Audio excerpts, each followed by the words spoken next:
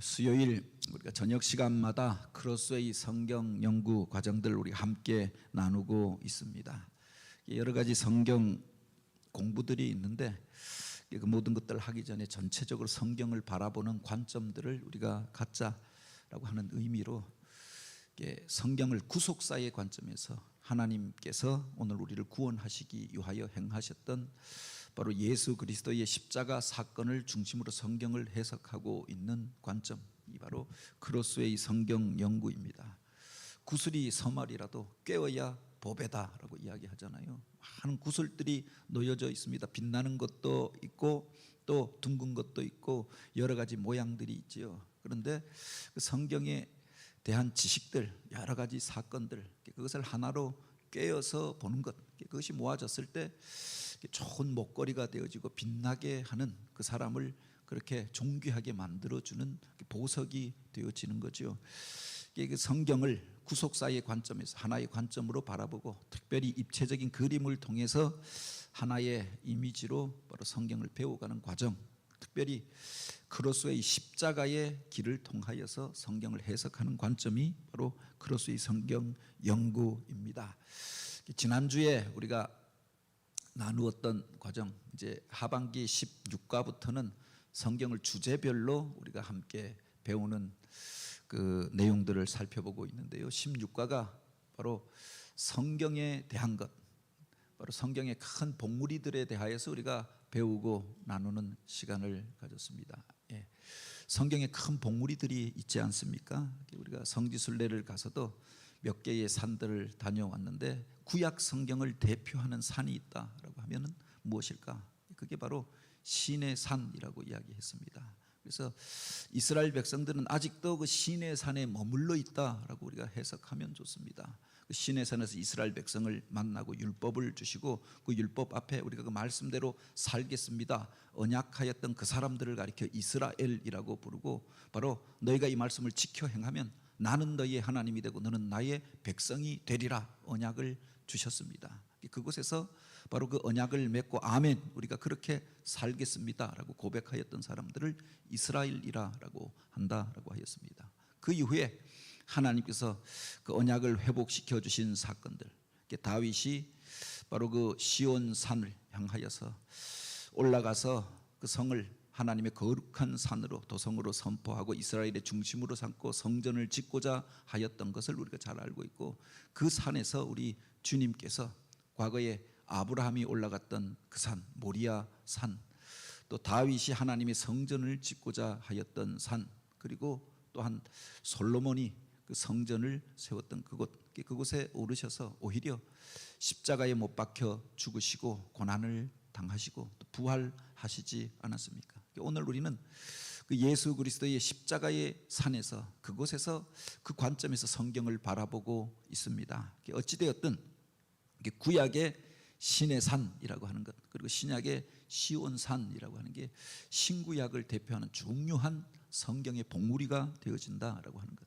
그것을 한번 기억하시기 바랍니다. 성경 전체를 그림으로 봉우리로 표현한 내용이었고요. 오늘은 우리가 함께 나누고자 하는 내용이 바로 세례와 출애굽입니다. 우리 신앙 행위 중에 가장 중요한 의식 중에 믿는 자의 중요한 표식으로 우리가 예수 그리스도를 고백하게 될 때 세례를 받지 않습니까? 그 세례와 출애굽을 연결하여서 우리가 함께 나누고 배우려고 합니다. 이 구약 성경을 우리가 읽다 보면은 반복되어지는 표현이 있습니다. 물론 신명기에 보면 기억하라, 기억하라, 기억하라 라고 하는 말이 나오죠. 하나님께서 행하셨던 일들을 기억하라, 그리고 그것을 내 자녀 손들에게 가르치라, 그리고 그 신앙을 떠나지 않도록 하라라고 하였습니다. 그래서 말씀을 가르칠 것을 이야기하였고 절기를 지키라라고 하였고 그 절기 때마다 바로 이와 같은 것들을 자녀들에게 교훈하라라고 하였습니다. 왜 그렇게 하라고 하였는가? 바로 하나님께서 행하셨던 일들을 기억하도록 하기 위함이죠. 우리가 과거에 있었던 사건, 출애굽 3,400년 전, 500년 전에 있었던 사건이 아니라 그 옛날 흐릿한 기억 속에서 애굽에서 있었고 광야에서 그것을 지나갔던 어떤 사람들에 대한 기록으로 보는 것이 아니라 바로 그 사건이 오늘 우리의 사건과 우리들의 삶과 연관이 있다라고 해석하기 때문에 우리가 날마다 성경을 읽고 성경을 묵상하는 것 아닙니까? 이스라엘 백성들이 이 일에 대하여 고백할 때 그렇게 표현하고 있는 겁니다. 우리가 우리 조상의 하나님 여호와께서 부르짖었더니 여호와께서 우리 음성을 들으시고 신고와 압제를 보시고 여호와께서 우리를 애굽에서 구원하여 내셨도다. 그들이 지금도 이 말씀을 암송하면서 우리를 구원하여 내셨다라고 고백합니다. 사실은 3,500년 전에 450년 전에 있었던 사건입니다. 그런데 그때 애굽에서 나왔던 그 사람들, 그들을 우리라고 고백하고 있는 겁니다. 우리가 광야길을 헤맬 때 주님께서 우리를 인도하셨도다. 불기둥과 구름기둥으로 우리를 인도하셨도다라고 고백하는 겁니다. 그 하나님께서 우리를 적과 꿀이 흐르는 땅으로 인도하여 주셨다라고 고백하는 겁니다. 과거의 조상들이 아니라 바로 우리 할아버지의 몇십 대 조상을 인도하셨다가 아니라 누구 모세와 아론 그리고 그의 백성들을 인도하셨다, 3인칭으로 표현하는 것이 아니라 우리를 인도하였다라고 고백하고 있다라고 하는 겁니다. 그 속에 중요한 신앙 고백이 담겨져 있는 거죠. 그때 사건이 아니라 과거의 사건이 아니라 그 사건이 지금 나와 연관이 있다라고 고백하는 겁니다. 성경을 읽는 가장 중요한 고백이 바로 여기에 있는 거죠. 과거에 이스라엘 백성들이 애굽에서 나온 것, 그것이 사실은 내가 애굽에서 나온 사건과 연관이 있다라고 하는 겁니다. 광야길에서 그들이 불평하고 원망하였던 것, 내 모습 속에 바로 그런 불평하고 원망하는, 광야길을 지나고 메마른 땅을 지나고 거친 환경 가운데 거하게 될 때 우리가 원망하고 불평하는 자들이 아닙니까? 내 모습이 그 속에 담겨져 있음을 고백하였던 거죠. 예수 그리스도께서 이 땅 가운데 오셔서 우리를 위하여서 십자가를 지셨다. 그 시대에 당대에 살고 있었던 사람들, 당신의 제자들만을 위하여 지신 게 아니라 우리 죄를 짊어지시고 고난을 당하였다라고 고백하는 겁니다. 그 속에 은혜가 있지요. 그 속에 하나님의 놀라운 능력과 은사를 체험하는 그런 고백이 담겨져 있다라고 하는 겁니다. 요사이 시대가 막 첨단화되어지면서 인문학을 무시합니다. 저도 인문학을 공부한 사람입니다만 철학과 또는 사학과 또 사람들이 배우는 인문학에 대하여서 멸시하는 정권, 멸시하는 사람들이 있지요. 그 사회가 과연 발전할 수 있겠는가? 신학이라고 하는 것도 물론 인문학이 아니라 신에 대한 학문입니다. 그런데 사실은 인간에 대한 통찰이 담겨져 있고 인간의 역사에 대한 고백이 담겨져 있고 하나님께서 우리 가운데 행하셨던 일들에 대한 그렇게 고백과 또 그 속에 그 하나님이 행하셨던 원리와 법칙이 그 속에 담겨져 있는 거죠. 과학만, 물질만 연구해서 우리는 이 물질만 연구하고 또 세상의 과학 법칙만 배우고 기술만 전수하겠다, 이것처럼 천박한 사회가 어디 있느냐라고 하는 겁니다. 이스라엘 백성들이 가장 중요하게 생각하는 것이 말씀 교육인데 그 말씀 교육의 핵심이 뭐냐? 기억하라라고 하는 겁니다. 하나님께서 우리 조상들을 어떻게 인도하였는가, 그 속에 하나님께서 나를 인도하는 원리가 담겨져 있는 거죠. 하나님께서 저들을 어떻게 구원하였는가, 나를 구원하시는 원리가 그 속에 담겨져 있는 겁니다. 인간이 과거의 인간과 오늘의 인간이 다른 것이 아니고 우리 할아버지와 내가 전혀 다른 것이 아니고 시대는 조금 다르고 환경은 다르지만 사람들이 살아가는 원리가 같고 사람이 가지고 있는 본성과 또 죄악된 모습들이 그들이 처하고 있는 바로 인생의 문제들이 같은 것 아닙니까? 그 문제들을 어떻게 해결하고 우리가 구원함을 얻을 것인가, 그 원리가 역사를 통하여서 배울 수가 있는 거죠. 성경 속에 하나님이 행하셨던 일들을 통하여서 우리가 배우게 되어진다라고 하는 겁니다. 그래서 그 첫 번째 그림이 기억하라라고 되어져 있고 위에서 보면은 모래시계가 있습니다. 그리고 그 밑에 모래시계가 내려와서 지금 하나님을 찬양하는 사람이 있잖아요. 3,500년 전에 있었던 사건이 아니라 그 사건이 오늘 우리들의 사건 속에서 재현되어지고 있다고 하는 겁니다. 과거에 모래시계라고 하는 드라마가 있었잖아요. 왜 이름이 모래시계인가? 그때 있었던 사건이 지금 우리들 가운데 재현되어지고 있다고 하는 겁니다. 그래서 역사를 통해서 교훈을 얻지 못하는 백성은 어리석은 백성이다라고 이야기하잖아요. 동일한 일들이 시대마다 반복되어지고 있는 겁니다. 그 속에 하나님이 역사를 운행해 가시고 우리를 구원하시는 원리가 담겨져 있기 때문이죠. 오늘 여기 나오는 그림을 한번 보시기 바랍니다. 그 첫 번째 그림에 보면 아담 안에서라고 하는 그림이 있습니다. 과거에 여기에 보면 죄의 표시가 있습니다. 크로스웨이를 배울 때 자기에게서 시작해서 자기로 끝나는 것, 화살표가 위로 올라가지 않고 내 이웃을 향하여 나아가지 않고 자기에게서 시작해서 자기로 끝나는 것. 어떤 일들을 하는데 자기만을 위해서 일하는 겁니다. 애쓰고 수고하는데 자기 명예를 위하여, 자기 자랑을 위하여, 자기 욕구 만족을 위하여 사는 것, 이게 죄라고 보는 거죠. 천지 만물 가운데 자기를 중심에 세우는 것, 이게 죄다라고 보는 겁니다. 그 죄악이 표시가 있고 그 중간에 보면 죄악된 인생의 모습이 있지 않습니까? 바로 자기 자신을 내세우고 교만한 자로 서 있는 인간이 있습니다. 그 후에 심판의 막대기가 있고 죄로 인하여서 바로 오늘 우리가 사망에 처하게 되어졌음을 표현하고 있는 겁니다. 이 죄악이 어디서부터 왔느냐? 우리가 아담으로부터 시작돼 한 사람으로 말미암아 죄가 우리 가운데 들어왔다라고 고백합니다. 과거에 역사로 환산해 보면 언제인지 계산하기도 쉽지 않은 그 아담의 죄가 나랑 무슨 상관이 있느냐라고 이야기하는데, 기독교 신학에서 중요한 고백 중에 하나가 원죄라고 하는 게 있습니다. 그 조상이 행하였던 그 죄 때문에 오늘 우리들 가운데 이런 죄와 그 사망이 찾아오게 되어졌고 우리가 죽음의 자리 가운데 거하게 되어졌음을 이야기하는 거죠. 그가 죄를 범했는데 내가 왜 이런 일들을 당하여야 하느냐라고 이야기할 수 있는데, 그 죄라고 하는 것은 영향력을 가지고 있다라고 하는 겁니다. 우리 아버지가 잘못했습니다. 그럼 가족들이 그 피해를 입게 되어지잖아요. 아버지가 사업을 하다가 망했습니다. 그럼 자녀들이 멀쩡히 잘 살다가 이제는 거지가 되어져서 뿔뿔이 흩어져서 비참하고 힘들게 살게 되어지는 것 아닙니까? 영향을 받는다라고 합니다. 아버지가 세상에서 악한 일들을 행하였습니다. 그래서 사람들 가운데 지탄받고 세상에서 내가 정상적인 삶을 살지 못하고 고향에서 머물러 살지 못하게 되어졌습니다. 아버지가 행한 일이었지만 그 영향력 하에 우리가 살게 되어졌던 거죠. 뿐만 아니라 아버지로부터 태어난 그 사람이 그 죄악을 행하고 악한 일들을 행하는 그 영향력을 우리가 받는다라고 하는 겁니다. 아버지가 폭력을 행사하는 그 아버지였는데, 그래서 아버지를 미워했는데 자녀가 보면서 배운 것들이 그런 것이니 자라면서 보면은 아버지의 모습이 그 아들을 통해서 그대로 투사되어져서 나타나는 거죠. 그래서 여기에 보면 아담 안에서라고 했는데, 죄라고 하는 것이 바로 조상으로부터 우리에게 유전되어져서 이어지고 있다라고 하는 겁니다. 그것이 과거에 있었던 일들이 오늘 우리 가운데서 반복되어지고 있다라고 하는 거죠. 아담 안에서, 이걸 한번 읽어 주시겠습니까? 사도 바울은 로마서 5장에서 아담 안에서라는 용어를 통해 한 사람의 중요성에 대해 이야기한다.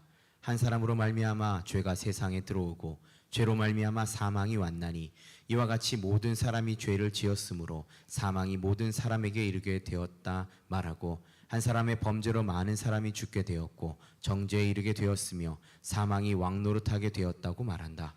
아담이 초래했던 심판과 사망은 모든 인류에게 영향을 미쳤으며 모든 사람이 아담의 죄에 참여하게 되었다.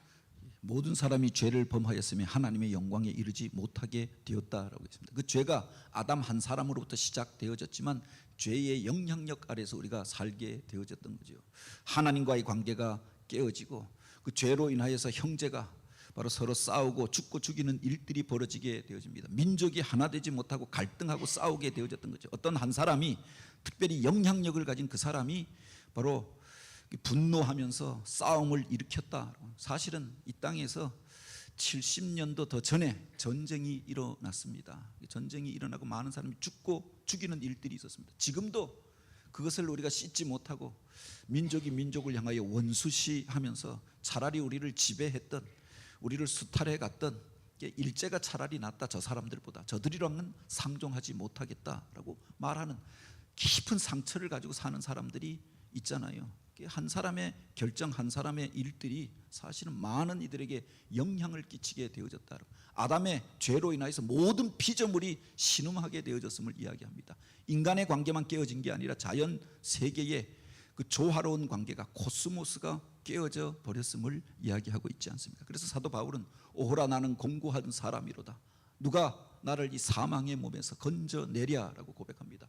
자기 속에 유전되어지는 죄의 습성과 그것이 남겨져 있어서 예수 믿고 새롭게 살기를 원하지만 여전히 그 죄의 유혹 가운데서 끊임없이 갈등하는 자신을 바라보면서 그렇게 탄식했던 것 아닙니까? 한 사람을 통하여 죄가 우리 가운데 들어오고 죄의 영향력 하에서 우리가 살아가게 되어졌다. 그래서 우리가 과거에 대하여 배우는 이유가 바로 여기에 있죠. 이 땅이 왜 잘못되어졌는가? 이 땅에 이런 문제가 어디서부터 시작되어졌는가? 그래서 앞의 역사를 배우는 것 아닙니까? 일제시대에 어떤 일들이 있었는가? 왜 우리들 가운데 이런 갈등이 나타나게 되어졌는가? 배우면서 그 죄와 갈등의 원인들을 배우는 것처럼 오늘 우리가 성경을 통하여 인류가 왜 죄 가운데 거하게 되어지고 사망이 우리 가운데 오게 되어졌는가? 성경을 통하여 배우는 게 아니냐라고 합니다. 그런데 이것과 똑같은 원리로 한 사람을 통하여 죄가 우리 가운데 온 것처럼 또한 반대로 우리가 구원을 얻고 하나님의 백성이 되어지는 것도 한 사람을 통하여서 바로 한 사람의 그 헌신과 수고와 또 희생을 통하여서 되어졌음을 고백합니다. 그게 바로 그리스도 안에서이지요. 위에 보면은 하나님께서 은혜로 한 사람을 우리 가운데 내어주시고 세워주십니다. 이 땅 가운데 오셔서 섬기는 왕으로 그렇게 죄인들의 친구가 되어주시고 저들의 더러운 발을 씻겨주시고 상처난 이들을 일으켜 세워주십니다. 우리 죄를 담당하시고 십자가를 지셨습니다. 그리고 죽으셨을 뿐만 아니라 부활하셔서 사망의 권세를 깨뜨리고 승리하신 분이 예수 그리스도가 아닙니까? 그 한 분을 통하여서 오늘 우리가 바로 죄의 권세를 이기고 구원함을 얻고 하나님의 자녀가 되어졌다라고 하는 겁니다. 그래서 모래시계로 보면 그 위에 있었던 사건이 오늘 우리의 사건이 되어질 때 우리가 새로움을 입고 그리스도를 닮은 사람으로 그리스도인으로 살게 되어지는 거죠. 그 통로가 되는 게 뭐냐? 여기에 보면 그 통로에 그 세례의 표시가 있지 않습니까? 물방울이 있고 물방울 옆에 비둘기가 있습니다. 크로스웨이에서 세례를 표현할 때 이렇게 표현합니다. 주님께서 세례를 받으실 때 하늘에서 비둘기와 같이 성령이 임재하였다라고 하였습니다. 우리가 세례를 받을 때 예수 그리스도의 사건이 그분의 십자가와 부활이 나의 사건이 되어지고 오늘 우리가 바로 주님의 십자가 사건에 참여하게 되어진다. 그리고 그 능력과 권세를 힘있게 되어진다라고 하는 고백이 그 속에 담겨져 있는 거지요. 그리스도 안에서 이걸 한번 읽어 주시겠습니까? 바울은 또한 로마서 6장에서 그리스도와 합하여라는 말을 통해 오늘 우리의 구원에 대하여 말한다. 무릇 그리스도와 예수와 합하여 세례를 받은 우리는 그의 죽으심과 합하여 세례를 받은 줄로 알지 못하느뇨. 그러므로 우리가 그의 죽으심과 합하여 세례를 받음으로 그와 함께 장사되었나니 그리스도를 죽은 자 가운데서 살리심과 같이 우리도 또한 새 생명 가운데서 행하게 하려 함이니라. 우리가 세례를 받을 때 하나님은 우리로 하여금 그리스도께서 성취하신 것에 참여케 하셨다. 우리는 육적 출생으로 말미암아 아담 안에 거하게 되었지만 세례로 말미암아 그리스도 안에 참여하게 된다. 기독교 신앙에서 세례가 중요한 이유가 바로 여기에 있습니다. 육적으로 우리가 탄생하면서 그 죄의 영향력 안에 거하게 되어지고 그 육신의 그 죄로 인하여서 오늘 우리가 심판에 이를 수밖에 없고 사망에 이를 수밖에 없는 존재가 되어졌습니다. 그런데 우리가 예수 그리스도를 나의 구주와 주님으로 고백하고 이제 세례를 받음으로 바로 주님이 십자가 위에서 이루셨던 일들이 나의 사건이 되어지는 거죠. 주님께서 바로 십자가 위에서 죽으심으로 내가 과거에 대하여 죽은 자가 되어지고 주님께서 부활하심으로 그분이 나의 구주가 되심으로 바로 오늘 우리가 다시 산 존재로 그 생명을 덧입어서 살아가게 되어지는 거죠. 세례를 받는 중요한 고백이 바로 여기에 담겨져 있다라고 하는 겁니다. 우리가 고난주간에 그런 찬양을 많이 하지 않습니까? 거기 너 있었는가 그때에 주가 십자가에 달릴 때 그냥 2000년 전에 예수님께서 골고다 언덕에서 십자가에 못 박혀 죽으셨다 그 사건을 안다 그리고 그 현장에도 내가 가봤다 이 정도가 아니라 바로 그 주님의 죽으심이 나를 위한 죽으심이었고 주님께서 죽으심으로 내가 과거에 대하여 죄에 대하여 그 심판에 대하여 그 정죄함으로부터 자유함을 얻고 깨끗함을 얻게 되어졌다. 다 이루었다 선언하는 그 순간 오늘 우리의 죄가 사함을 받았다라고 고백하는 것, 이게 세례를 받는 자의 신앙 고백이죠. 주님께서 부활하심으로 이제 나도 부활하게 될 것을 믿고 그 부활의 능력과 권세를 힘입어서 생명을 덧입어서 우리가 사는 자들, 그들이 그리스도인이죠. 거기에 내가 있었다라고 고백하는 겁니다. 이게 기독교인의 역사 의식이라고 하는 겁니다. 과거에 그냥 있었다 지식이 아니라 내 삶의 고백이 되어지고 나의 체험이 되어질 때 내 삶을 변화시키는 능력이 되어지는 것 아닙니까? 출애굽의 사건이 이와 같아라고 하는 겁니다. 그러므로 우리가 그의 죽으심과 합하여 세례를 받음으로 그와 함께 장사되었나니 이는 아버지의 영광으로 말미암아 그리스도를 죽은 자 가운데서 살리심과 또한 우리도 그 새 생명 가운데에서 바로 행하게 하려 함이라. 주님께서 우리를 부르시고 세례를 받게 하신 이유가 여기에 있음을 우리가 고백합니다. 이 세례에 대한 중요한 고백을 닮아 있는 것이 바로 출애굽의 사건 속에 있다라고 하는 겁니다. 이 그림이 시나이 반도와 그리고 가나안 땅, 애굽에서부터 가나안 땅에 이르는 여정을 표시한 그림입니다. 보면은 먼저 위에 하나님의 표시가 있죠. 그 하나님께서 애굽 땅에서 사슬이 묶여 있지 않습니까? 종이 되어져서 그 바로의 압제 가운데 고통 가운데 거하던 백성들, 그들을 하나님께서 구원하시기 위하여 찾아오시고 구원의 일들을 일으켰습니다. 사슬에 매여서 죽음의 권세에 매여서 율법의 정죄함 가운데 거하던 그들을 그곳에서 이끌어 내시잖아요. 그리고 그들이 자유인이 되어졌던 순간이 있습니다. 그게 바로 경계를 넘어서는 것인데 홍해를 건너면서 이제 더 이상 바로가 그들을 쫓아오지 못하게 되었다.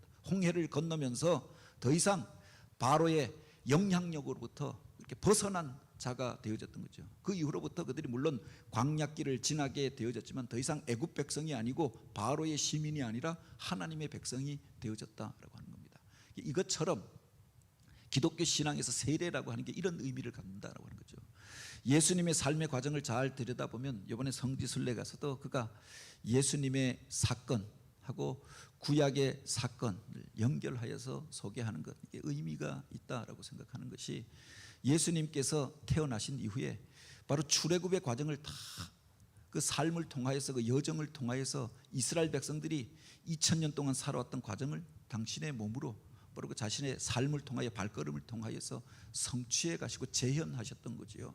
예수님이 태어나실 때 헤롯이 당시에 왕이 나왔다라고 하는 이야기를 듣고 바로 그곳에서 난 아이들을 다 죽이고자 하였던 것 아닙니까? 그래 가브리엘 천사가 나타나서 요셉으로 애굽으로 내려가게 하였습니다. 그래서 예수님도 애굽에 내려가셔서 머물러 사셨던 거죠. 그리고 헤롯이 죽은 이후에 이스라엘 땅으로 돌아왔다라고 하였습니다. 한 6세나 7세쯤에 돌아온 것으로 그렇게 보통 해석하는데 예수님도 애굽에서 있었고 그리고 예수님께서 공생애를 이제 시작하실 때 세례 요한에게 나아가서 세례를 받으시면서 이제 하나님 나라의 복음을 전하게 되어졌던 것 아닙니까? 마치 이스라엘 백성들이 홍해를 건넌 것처럼 주님께서 이제 세례를 받으시면서 하나님 나라의 사명을 감당하셨다라고 하는 겁니다. 그리고 먼저 선포하신 것이 세례 받으신 이후에 광야에 나아가 마귀 사단의 시험을 이기십니다. 이스라엘 백성들이 광야에 나아가서 시험을 겪고 시내산에 이르게 되어졌던 것처럼 시험을 이기시고 이제 하나님 나라의 그 복음을 증거하시게 되어지는데 그 첫 번째로 증거하셨던 것이 발복산에서 바로 산상수훈의 말씀, 산상설교라고도 하죠. 그 첫 번째 설교가 발복설교가 아닙니까? 마치 이스라엘 백성들이 시내산에 이르러서 하나님과 언약을 맺고 율법을 받고 너희가 이것을 지켜 행하면 하나님께서 바로 그들 가운데 함께 하시고 그 길을 인도하시고 그 복을 허락하여 주시리라 약속하였던 거죠. 하나님을 믿는 자들에게 바로 복을 약속하시고 하나님의 백성이 이렇게 살아야 한다. 그것을 기록한 것이 마태복음 5장과 6장, 7장까지 이어지는 산상설교였다. 마치 시내산에서 이스라엘 백성들이 율법을 받는 것처럼 주님께서 공생애를 시작하시면서 그 언덕에서 그들에게 이 말씀을 증거하십니다. 그래서 그들이 말씀을 받았지만 여전히 제자들이 세상의 것들로 인하여 두려워하고 방황하는 일들이 있었잖아요. 이스라엘 백성들이 광야 가운데서 바로 앞으로 나아가지 못하고 가나안 땅에 들어가지 못하고 방황하다가 결국 이제 요단강을 건너서 가나안 땅에 들어가게 되어집니다. 저 위에 표식에 보면 문이 있는데 그 문이라고 하는 것이 믿음의 문을 열었을 때 비로소 약속의 땅에 들어가게 되고 언약의 땅에 들어가게 되었다라고 하는 겁니다. 우리가 죽음을 이야기할 때 그 죽음이 끝이 아니라 바로 영원한 천국으로 들어가는 문을 여는 것이다 라고 이야기하였습니다. 그 믿는 자들이 예수 그리스도를 영접한 자들이 그 문을 열고 영원한 천국에 약속하신 그 나라에 들어가게 되어지는 거죠. 근데 그 문이 캄캄하게 닫혀진 앞을 알 수 없는 문이 아니라 상창이 이렇게 되어져 있는 그 틈을 통하여서 안을 그렇게 들여다 볼 수 있는, 다 보지는 못하지만, 완전하게 보지는 못하지만 그렇게 안을 들여다 볼 수 있는 문이더라라고 하는 겁니다. 주님 이따금씩 바로 이와 같이 성도들이 이 세상을 떠나갈 때 또 성경에 기록된 말씀을 통하여서 오늘 우리가 죽음 이후의 세상들을 체험하게 되어지는 것 아닙니까? 이 땅의 것이 전부가 아니라 영원한 나라가 있음을 알게 되어지는 거죠. 저들이 이제 온전히 주님을 믿고 은혜에 붙잡히게 되어졌을 때 그 문을 열고 바로 영원한 나라로, 천국으로 들어가게 되었다라고 하는 겁니다. 주님이 걸어가신 길이 또 이와 같다라고 하는 거죠. 세례라고 하는 것은 그 속에 이스라엘 백성들이 홍해 바다를 건너면서 하나님의 백성이 되어졌던 것과 같이 우리가 세례를 받는 것은 이와 같은 것이다. 주님께서도 세례를 받으시고 천국 복음을 증거하셨다라고 하는 겁니다. 여기에 보면 우리가 세례를 통해 하나님과 관계 맺는 것은 이스라엘의 출애굽과 광야의 유랑생활 그리고 약속의 땅으로 들어간 사건들을 그렇게 반영시켜 준다. 1번 같이 한번 읽겠습니다. 같이 읽습니다. 우리는 육적 출생에 의해 아담 안에 거하게 되었으며 죄의 세력에 사로잡히게 되었을 뿐 아니라 우리가 지킬 수 없는 율법에 의해 정죄받고 사망에 예속되게 되었다. 1이라고 하는 게 애굽에서 있었던 일입니다. 과거에 우리가 죄 가운데 속하였던 삶을 표현하는 내용이기도 하지요. 2번 같이 읽습니다. 은혜로우신 하나님은 우리의 비참한 처지를 보시고 그 세력과 결과로부터 우리를 구원하셨다. 그 위에 하나님께서 그들의 신음소리를 들으시고 하나님이 개입하셔서 그 땅에 바로 재앙을 내리셨지만 그 재앙이 사실은 하나님의 살아계심을 체험하는 통로가 되어지고 그 속에서 그들이 구원함을 얻고 나오게 되어졌던 것 아닙니까? 3번 같이 읽습니다. 하나님은 우리가 세례 받을 때 출애굽 체험을 성취케 하신다. 세례의 물들을 통해 역사하시는 성령은 우리들을 죄와 사망 그리고 사단의 멍에로부터 인도해 내셔서 그리스도와 교제를 맺게 하셨다. 이스라엘 백성들이 바로가 놓아주지 않잖아요. 그냥 놓아줄 리가 없죠. 마귀 사단이 우리 인생을 그냥 놓아줄 리가 없다라고 하는 겁니다. 어떻게 하나님께서 그들을 향하여 그들의 권세를 꺾고 무릎을 꿇었지만 마지막 순간까지 포기하지 않고 쫓아오잖아요. 그들을 붙잡아 종 삼고 노예로 부리기 위하여 쫓아오지 않습니까? 그런데 홍해 바다에서 하나님의 급하고 강한 능력들을 그들이 체험하고 마른 땅과 같이 그 바다를 건너게 되어졌을 때 그곳에서 바로의 군대는 오히려 수장되어 죽고 말고 그 언덕에 이르러서 그 바다를 건넌 이후에 그들이 기뻐하며 구원의 노래를 부르잖아요. 이게 세례의 사건과 같다는 겁니다. 이것처럼 지금도 많은 사람들이 세례를 받으면서 우리 삶 속에서 출애굽을 경험하는 겁니다. 이전의 삶에 대하여서 우리가 씻음 받고 과거의 권세로부터 벗어나서 하나님의 백성이 되어지고 구원의 노래를 바로 그 순간에 부르게 되는 거죠. 단지 형식으로 받는 세례가 아니라 믿음의 고백을 가지고 바로 이 세례에 참여한다라고 하면 이것이 오늘 우리들의 제2의 출애굽의 사건이 되어진다라고 하는 겁니다. 그 다음 그림 한번 다음 장 넘겨 보시겠습니다. 그 속에 우리가 어떤 사람들은 이제 홍해를 건너갔습니다. 홍해를 건너가서도 사람들이 그렇게 생각하지요. 그렇게 되었으면 한다라고 말하는 사람들이 있고 알고 있다, 확신한다라고 하는 말하는 사람들이 있다라고 하는 겁니다. 때때로 이런 질문들을 받게 되지 않습니까? 당신이 오늘 이 세상을 떠나면 천국에 들어갈 것을 확신하십니까? 그 질문하시면 여러분은 무엇라고 대답하시겠습니까? 오늘 죽으면 오늘 하나님께서 우리를 부르심. 불과 몇 주 전에 같이 예배드리던 그 집사님 하나님께서 부르시니 이 세상을 떠나가셨는데 하나님이 나를 오늘 밤 또는 2주간에 나를 불렀다고 나는 천국에 들어갈 확신이 있습니까? 사람들이 천국에 들어갔으면 좋겠지요 이렇게 말하는 정도인가 아니면 나는 확신한다 이렇게 말하고 있는가라고 하는 겁니다. 당신은 구원 받았습니까? 라고 묻는다고 하면은 글쎄 구원 받으면 좋겠지요 바람이지요 소망이지요 이렇게 말하는가 아니면 나는 우리 주님께서 나를 구원하셨다라고 확신한다 그렇게 고백하고 있는가 이것을 나타내는 그림입니다. 옆에 보면 한 여자가 얼굴이 검은 여자가 꽃을 단 여자가 옆을 보고 있잖아요. 그런데 무언가 의혹에 차서 반신반의하면서 손가락을 물고 그렇게 생각합니다. 이게 당신은 구원받았습니까? 라고 질문하니까 글쎄요, 받았는가 안 받았는가. 당신이 죽으면 천국에 들어갈 수 있습니까? 글쎄, 들어갈 수 있을라나. 자기 자신을 생각해 보니 천국에 들어갈 만한 자격이 없는 겁니다. 자기 속에 있는 죄에 대하여 생각하고 연약함에 대해 생각해 보니까 하나님께서 날 보고 뭐라고 하시지 아니할까? 그곳에 가서 내가 진짜 그 시험에 통과할 수 있을까? 이렇게 생각하는 그림이죠. 근데 이 그림에 논리가 있습니다. 뭐냐면은 세례는 받았지만 성도인데, 그리스도인이고 어느 교회 집사인데 세례가 먼저 있습니다. 근데 그 다음에 보면 율법이 있는 겁니다. 그런데 세례받고 교회 다니지만 이 율법을 내가 다 지키고 살지 않았거든요. 구약 성경에 보면 여러 가지 율법이 나오지 않습니까? 이것을 하라, 하지 말라라고 했는데, 하지 말라고 한 것도 한 적이 많고, 하라고 한 것도 하나님이 내 양심이 무엇하라라고 했는데 아까워서 못하고, 시간 없어서 못하고, 내 생활로 바빠서 못하고, 그래서 그런 일 하지도 못하였는데, 그걸 지키지도 못하였는데 내가 천국에 들어가겠는가? 그래서 물음표가 땅 지켜져 있는 거지요. 그렇게 생각하니까 의혹에 차서 확신이 없이 신앙생활을 하는 겁니다. 근데 그 옆에 보면 한 여인이 얼굴은 검지만 근데 기쁨에 차서 환호성을 치는 모습으로 되어져 있잖아요. 그가 그렇게 기뻐하는 모습이 어디에 있느냐라고 하는 겁니다. 내가 지금 예수 그리스도를 나의 구주와 주님으로 영접하는 그 순간 그가 세례를 받고 하나님의 백성이 되어졌다라고 하는 겁니다.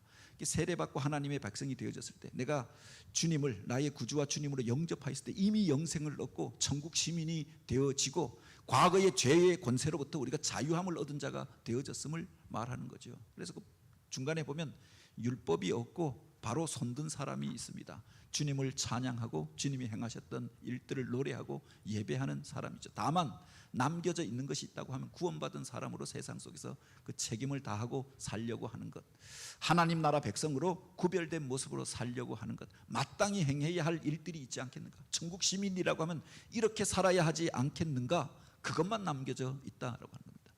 두 사람의 삶의 모습이 다르지 않습니까? 신앙생활을 하는데 어떤 사람은 율법주의적인 세계관을 가지고 살고 있습니다. 이것도 해야 하고 저것도 해야 하고 그래야 구원 얻는다라고 생각하면 확신이 없지요. 자기 자신의 인간의 연약함들을 바라보게 되면 나 같은 사람이 구원을 얻겠는가? 신앙생활을 하면서도 기쁨이 없고 늘 무거운 노역처럼 그 짐과 같이 그 일들을 하다가 지쳐 하면서도 기쁨이 없는 삶을 살아간다고 하는 겁니다. 그런데 하나님의 은혜로 연약한 존재를 구원하여 주셨던 하나님의 그 능력들을 우리가 바라보게 되어졌을 때, 그 하나님의 은혜로 우리가 홍해 바다를 건넜는데 이스라엘 백성들이 헤엄쳐 걷는 것이 아니라, 그 물을 마르게 해서 걷는 것이 아니라, 배 타고 걷는 것이 아니라 하나님의 능력으로 은혜로 건넜던 것 아닙니까? 그 백성들이 할 수 있는 것은 기뻐하며 그 강을 건너가고 그 바다를 건너가고 그 언덕에서 하나님이 행하셨던 일들을 노래하고 찬양하는 것이었다라고 하는 겁니다. 그 확신 속에 거하는 사람, 그들이 그리스도인이라고 하고 구원의 확신을 품은 성도들이지요. 이것을 표현한 그림입니다. 그러므로 이제 그리스도 예수 안에 있는 자에게는 결코 정죄함이 없나니라고 하였습니다. 예수 안에 머물러 있고 예수를 나의 구주로 고백하였으면 믿는 자에게 영생이 있음을 알게 하여 이 책을 썼다. 성경 기자는 그렇게 이야기합니다. 내 말을 듣고 나 보내신 이를 믿는 자는 영생을 얻었고 심판에 이르지 아니하나니 사망에서 생명으로 옮겼느니라 라고 했습니다. 주님의 말씀을 듣고 하나님을 믿고 영접한 자들은 이미 영생을 얻었고 심판에 이르지 않게 될 것이고 사망의 자리 가운데서 생명의 자리로 옮겼다라고 하였습니다. 그것을 성경이 계속 반복하여서 이야기하고 있는 겁니다. 그런데 여전히 예수 믿는다고 하면서도 내가 뭔가를 해야 하기 때문에, 이번에 건축하는데 내가 뭐 공로를 세운 게 없는데, 내가 세상 살면서 이렇게 선한 일인 줄 알면서 그것을 행한 것이 없는데, 그렇게 따지면 구원받을 사람이 누가 있겠느냐? 인간이 수고하여서 노력하여서 구원 얻는 게 아니라 하나님의 은혜로 구원을 얻는 줄 믿으시기 바랍니다. 그 고백을 하는 사람들이 세례를 받고 그 세례가 그의 구원의 경험이 되어지는 거죠. 그들에게 주님께서 요구하시는 것이 있습니다. 그게 바로 벗어버리라 그리고 입으라라고 하는 겁니다. 세례 받을 때 이제 과거의 옷들을 벗어버리는 겁니다. 한쪽에 보면은 더러운 옷이 있잖아요. 과거에 입던 옷, 육신의 정욕과 안목의 정욕과 이생의 자랑을 쫓아 살던 그 삶을 버리는 겁니다. 그 죄의 표시가 있지 않습니까? 죄 가운데 속하여서 살고 자기가 제일인 줄 알고 살고 자기 쾌락, 자기 자랑이 목적이던 그 삶을 벗어버리고 세례받는 그에게 요구하십니다. 입으라. 그리스도 안에서 새 사람을 입으라라고 말씀하십니다. 정결한 세마포 옷이 있죠. 그 옷을 입고 이제 하나님을 예배하고 이웃을 사랑하고 섬기는 자로 살게 되어지는 거죠. 이미 구원을 얻었는데 하나님 나라의 백성이 되어졌는데 새 옷을 입고 그렇게 하나님의 기쁨이 되는 자로 살라. 세례받은 자들에게, 구원 얻은 자들에게 이것을 요구하는 거죠. 바로 이것을 표현한 그림입니다. 여기에 나오는 이걸 한번 읽어 주시겠습니까? 그 변화받은 세상은 사람들의 마음을 움직여서 옛 옷을 벗고 새 옷을 입도록 새 유행의 바람을 일으킨다. 성경 또한 옛사람과 그 행위를 벗어버리고 새 사람을 입으라고 말하고, 너희는 유혹의 욕심을 따라 썩어져가는 구습을 쫓는 옛사람을 벗어버리고 오직 심령으로 새롭게 되어 하나님을 따라 의와 진리의 거룩함으로 지으심을 받은 새 사람을 입으라고 말한다. 세례는 우리로 하여금 벗고 입는 생활을 요구한다. 그것은 자기 자신을 위해 사는 것과 자기 안의 내적인 변덕과 욕망, 욕구를 따라 사는 방식을 벗어버리고 그리스도적 생활 방식을 입는 것을 말한다. 그 가운데 우리 안에서 일어나는 싸움에 대해 이상히 여기거나 괴로워할 필요가 없다. 그러한 싸움이 있는 것은 내 안에 믿음이 있다는 증거이다. 물론 우리가 예수 그리스도를 믿고 고백할 때 내 안에서 영적 싸움, 내적인 갈등이 있습니다. 이것을 할 것인가 저것을 할 것인가. 내가 그 전까지는 죄를 행하면서도 양심의 가책이 없었습니다. 선에 대한 의식이 없었습니다. 자기에게 좋은 것, 자기에게 쾌락이 되는 것, 이게 좋은 것이고 선이다라고 생각했죠. 그런데 예수 그리스도를 영접하게 될 때, 성령이 내 안에 거하시게 될 때 잘못된 일들을 행하려면 내 마음에 양심이 나를 깨우치는 것 아닙니까? 이게 아니다. 그래서 갈등이 일어나는 거지요. 때때로 그 선택의 자리 가운데서 육신의 정욕과 하나님의 영광이 갈등을 일으킬 때 내 안에서 이런 싸움이 일어나고 갈등이 일어나게 되어지는 거죠. 우리가 병이 들었다라고 이야기할 때 몸에서 열이 나잖아요. 내 안에서 싸움이 일어난 것 아닙니까? 죽은 사람은 이런 싸움과 이런 열이 나지 않는다라고 하는 겁니다. 그냥 죽음의 세포가, 죽음의 권세가 나를 지배하니까 그것이 점점 내 안에서 번져가면서 몸이 썩어가는 겁니다. 그런데 내 안에 생명이 있기 때문에 그것을 이기고자, 그래서 새로운 그 바이러스가 또 세균들이, 병균들이 들어오면 내 몸에서 그것을 쫓아내기 위해서 싸움이 일어나는 것 아닙니까? 그래서 열이 나기도 하고 밤새 끙끙 앓기도 하지요. 이기면 회복되어지는 거고 지면 죽는 것 아닙니까? 그래서 그것을 우리가 갈등이 일어난다라고 해서 오늘 우리가 그것으로 인하여 고민하고 구원에 대하여서조차 오늘 우리가 불신하는 것이 아니라 내 안에 생명이 있는 증거가 되어지니 그 속에서 주님의 법이 이기도록, 주님의 말씀이 이기도록 그것을 선택하고 그 안에 거하는 것, 이게 복된 자의 삶을, 생명을 취하는 삶이 되어지는 거죠. 세례에 대하여 이야기할 때 그렇게 이야기합니다. 이번에 성지순례를 가서도 보니까 성지순례를 가서 많은 사람들이 예수님이 세례받았던 요단 강물에 가서 어떤 나라들은 다 아예 옷까지 다 준비해 와서 그 물에 다 들어가서 세례를 받는 겁니다. 그런다고 해서 오늘 우리가 씻김을 받고 새로운 생명을 얻을 수 있겠느냐? 물론 체험하는 건 귀중하죠. 우리 주님이 세례 받으셨던 것, 또 세례 요한이 세례를 베풀었던 것, 그곳에 가서 체험하는 의미는 있습니다. 근데 그런다고 해서 오늘 우리가 죄가 씻김 받고 새로운 인생을 살 수 있는 것은 아니잖아요. 어떤 사람들은 그것까지 못하더라도 어떤 목사님들은 갔다 오면은 그렇게 무슨 페트병에 그 물을 담아오는 겁니다. 그리고 교회 와서 물을 희석시켜서 바로 교인들 세례할 때 베풀려고 그걸 가져온다. 그래서 전에 어떤 목사님이 그걸 가져오다가 공항에서 압수돼서 그래서 빼앗기는 모습도 보았습니다. 어떤 분은 시내산 올라갔다가 그 시내산에서 하나님께서 모세에게 말씀을 주셨다라고 하는데 그 꼭대기에서 돌 판을 취하여 가서 돌을 하나 가지고 배낭에 짊어지고 그리고 며칠 동안 여행하면서 갖고 왔다가 이제 출국할 때 압수당해서 며칠 동안 그냥 유격 훈련만 받고 오신 분도 있습니다. 그런데 그 물을 가져다가 씻는다고 해서 죄 사함을 받고 깨끗함을 얻는 게 아니죠. 중요한 건 뭐냐? 믿음의 고백을 가지고 우리가 참여하는 것. 그 말씀을 믿고 바로 성령께서 우리 안에 거하시고 나를 주장하도록 믿음의 고백을 가지고 이 세례에 참여하는 자가 은혜 받고 성령의 충만함을 덧입게 되는 것 아닙니까? 이게 중요하다라고 하는 거죠. 그리고 그 성령의 충만함을 입은 자가 과거의 것들을 벗어버리고 새 옷을 입을 때 이 땅 속에서 어둠의 권세를 이기는 삶을 살게 되는 게 아닙니까? 그 다음에 보면은 우리가 어떻게 그리스도를 닮아서 이제 세례받은 자가 주님을 닮은 자로 살 수 있는가, 그 방법을 보여주는 그림인데요. 베드로전서 2장 21절에 나오는 그 말씀을 바로 표현한 그림입니다. 이 말씀 같이 한번 읽어보시겠습니다. 베드로전서 2장 22절이 아니라 21절이죠. 같이 읽습니다. 그리스도도 너희를 위하여 고난을 받으사 너희에게 본을 끼쳐 그 자취를 따라오게 하려 하셨느니라. 주님께서 고난을 당하시고 당신이 가신 그 길을 제자들에게 말씀하시면 너희는 너희 십자가를 지고 나를 따르라 라고 말씀하였습니다. 이걸 베드로는 고난의 시대를 살아가는 성도들을 향하여 그렇게 이야기합니다. 너희에게 본을 끼쳐 그 자취를 따라오라 하셨느니라 이렇게 말씀하고 있는 겁니다. 여기서 말하는 본이라고 하는 게 뭔 말이냐, 여기 표현해 놓은 그림이 바로 그 내용이다라고 하는 겁니다. 이게 본이라고 하는 말이 헬라어로 보면 바로 히포그람모스라고 하는 건데, 바로 우리가 어떤 모형을 짜 놓잖아요. 그리고 그 모형을 쫓아 하는 겁니다. 그것처럼 무엇을 배우고자 할 때 처음에 이것이 필요하다라고 하는 겁니다. 과거에 우리가 그림을 배우면 그림을 잘 그리는 사람들 그 그림을 보면서 그 그림을 모방하잖아요. 글씨를 배울 때, 서예를 배울 때 과거에 한석봉의 글씨체, 누구의 글씨체, 그 글씨체를 놓고 그것을 흉내내서 글씨를 쓰게 됩니다. 그러다가 나중에 우리가 내 글씨체가 완성되어지게 되는 거죠. 여기는 펜글씨가 그려져 있는데, 과거에 펜글씨 배울 때 글씨를 잘 쓰는 사람들을 보면 그런 연습을 많이 했던 겁니다. 보면은 점선으로 글씨가 되어져 있잖아요.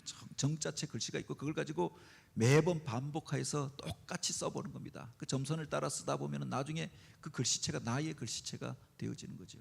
우리가 주님을 닮은 자로 어떻게 살 수 있느냐? 처음에는 주님과 같은 인격과 주님과 같은 능력이 우리 안에 없습니다. 그런데 주님을 닮은 자로 주님이 걸어가신 그 본을 쫓아가는 겁니다. 흉내를 내는 거죠.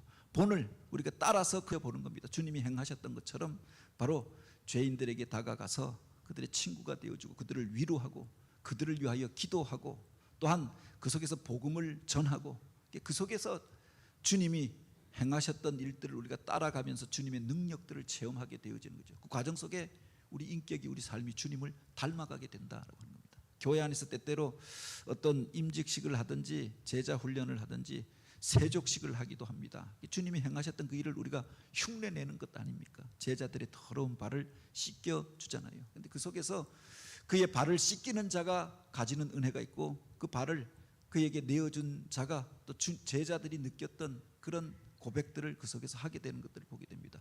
흉내내는데 그것을 닮아가게 되어지는 거죠. 반복하여서 그 일들을 하면서 주님을 닮아가는 자가 된다고 하는 겁니다. 주님을 닮아가는 원리, 이제 세례받고 거듭난 삶을 살고자 하는 자들이 주님을 닮아가는 원리가 바로 여기에 있다라고 하는 거죠. 밑에 보면은 한 사람이 고함치는 소리가 모습이 담겨져 있습니다. 세상에서 예수 믿고 두 손 들고 하나님을 찬양하고 하나님의 영광을 위하여 살아갈 때 세상 사람들이 조롱하고 비난하고 욕하는 이들도 있잖아요. 교회에서 예배 드리면 이게 굳이 교회가 무슨 세상에 막 피해를 입힌 것도 아닙니다. 저들의 수면을 그렇게 방해한 것도 아닙니다. 뭐 11시 넘어서 막 그렇게 한 적도 없잖아요. 그런데 그 찬양 소리가 듣기 싫어서 그렇게 욕을 하고 성도들이 함께 모여서 예배하는데 여기에 대하여 끊임없이 민원을 제기하는 이들도 있습니다. 이게 바로 세상의 조롱과 비난이 있잖아요. 그 속에서도 내 믿음 지키고 하나님을 찬양하는 삶을 사는 게 쉽지 않다라고 하는 겁니다. 반대편에 보면은 투구가 있고 칼이 있지 않습니까? 권세를 가진 자들이 자기 사상과 다르다, 자기를 왕으로 섬기고 자기를 그렇게 주로 섬기는 것이 아니라 하나님을 왕으로 섬기고 예수를 주로 섬긴다라고 하여서 핍박하고 박해하는 일들도 있었다라고 하는 겁니다. 베드로전서는 박해의 시대 가운데 초대교회의 박해가 찾아왔을 때 흩어진 성도들에게 바로 전하였던 회람서신, 공동서신입니다. 그들에게 그리스도를 우리가 닮아가자. 그리스도도 우리를 위하여 고난을 당하사 십자가를 지고 그 길을 걸어가셨음을 우리가 기억하자. 잠시 잠깐 받는 고난에 이 험한 것이 사실은 주님께서 임하실 그날 우리가 얻게 될 영광의 중한 것과 비교할 수 없도다. 주님의 부활하심으로 영광을 얻게 됐던 그 일들을 기억하면서 고난의 시대를 이기는 자가 되자라고 이야기하였는데, 바로 고난의 시대를 이기는 비결도 주님이 가신 그 본을 쫓아가는 데 있는 거죠. 하나님의 영광을 이루는 원리도 바로 주님이 가신 그 길, 섬김의 도를 다하시고 또 그 속에서 십자가를 지시고 또 욕하거나 대항하지 아니하시고 오히려 나를 죽여 저들을 위하여 기도하시고 무릎 꿇어 중보하시고 그리고 그 골고다 언덕길을 걸어가진 그 모습 속에 바로 이 땅을 치유하고 살리는 원리가 담겨져 있다라고 하는 겁니다. 주님을 닮아가면서 그 속에서 바로 십자가의 능력을 경험하고 부활의 은혜들을 덧입고 살아가는 우리가 되기를 원합니다. 그래서 그런 말이 있습니다. 그리스도의 학교에는 졸업이 없다.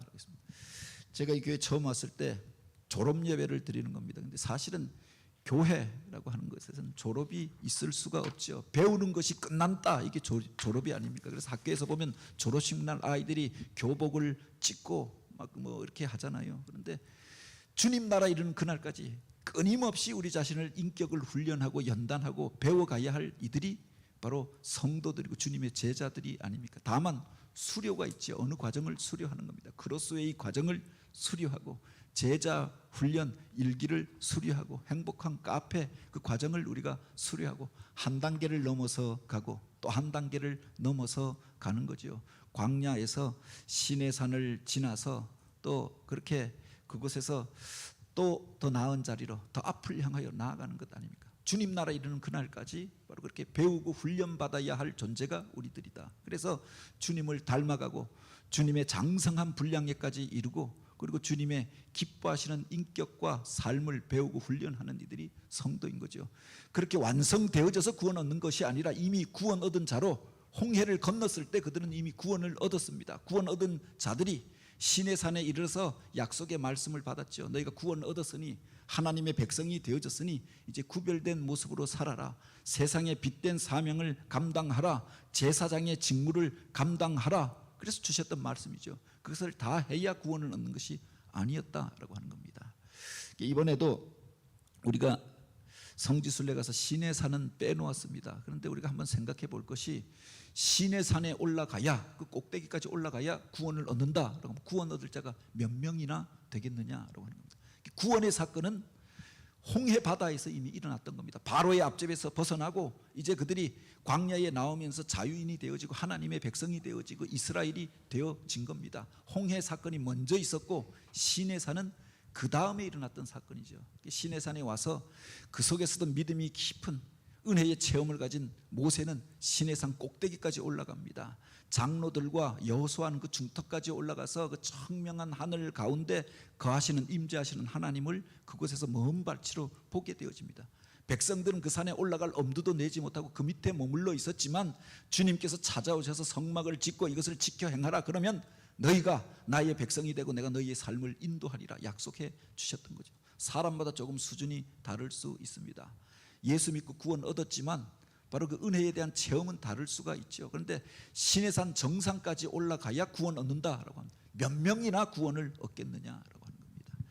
다만 이 땅 속에서 주님을 닮아가기 위하여 애쓰고 수고하는 거죠. 우리들의 삶이 바로 그렇게 되기를 원합니다. 세례받고 그리스도인이 되어졌으니 그리스도를 닮은 자로 내 삶 속에서 주님을 닮는 훈련들을 하고 주님 나라 이르는 그날까지 내 삶의 발걸음이 주님이 가신 그 길을 쫓아가는 발걸음이 되길 원합니다.